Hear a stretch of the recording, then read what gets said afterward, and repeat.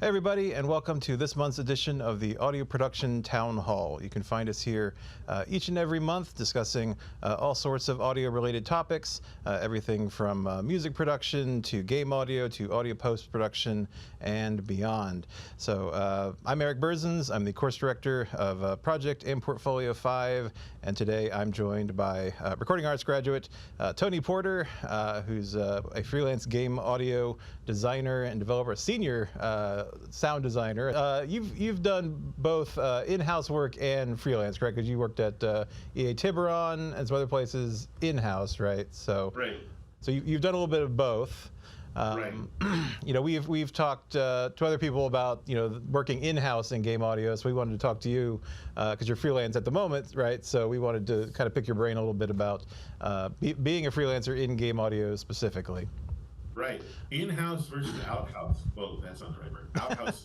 Out-house implies that you need to have toilet paper and a flashlight with you. Outsourced, I guess. Sometimes it feels like that.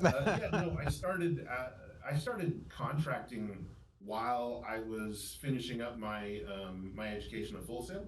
Started picking up some light contract work here and there, and realized I wanted to move into game audio. And from there, I joined at the time they had a game audio internship. I don't know if they have that still now after I graduated from RA.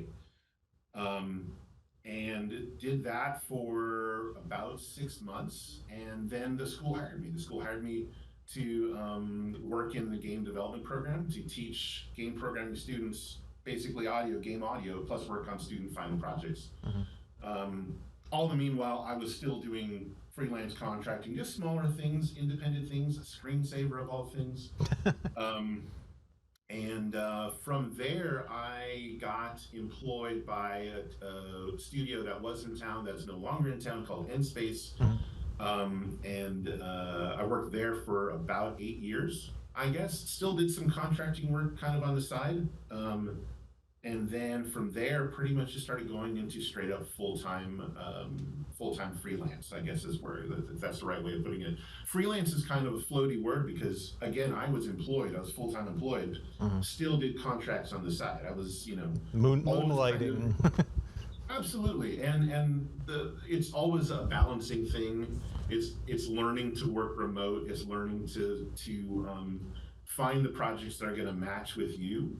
And your time schedule and your skill level and all that kind of things. And after a while, I think I got more full-time employment. Yeah, like I said, I worked at EA. I worked at EA for a bit. Worked on Madden and NBA Live.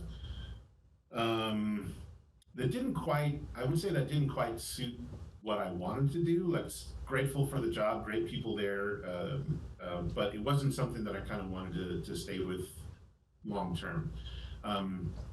So the freelance was always there. Freelance really kind of picked up, certainly in the years of COVID, where everyone was making a game and there was a lot of funding for games.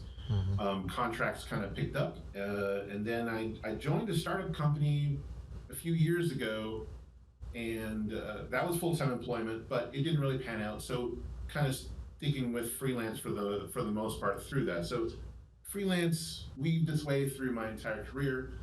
It's where I feel kind of the most comfortable. If an in-house position pops up that makes sense, I'm open to it. And that's probably the biggest thing I could say about your contract is, your career is to stay open to it, stay open. So freelance can be a cool side thing. Freelance can be your main thing. And there's no really kind of wrong way of doing it. It's mostly about like what supports you. What supports your life? What supports your soul? What is it that I need? Am I okay just doing this on the weekend? Or do I really need to just be embedded in this full time? This is my job, this is my identity. Both have kind of, pros and cons about it, but freelance is always, it's always kind of tickled that part of me that I get to keep working on a variety of things. Up anyway, Tony, so that's okay. That's good timing. So I think we're gonna wrap things up. But thanks so much, Tony, for all of your insights. Lots of great information for sure. So really appreciate you being here. Thanks so much. So we'd like to thank the live event production students in this month's audiovisual technologies class and their course director, John Coast.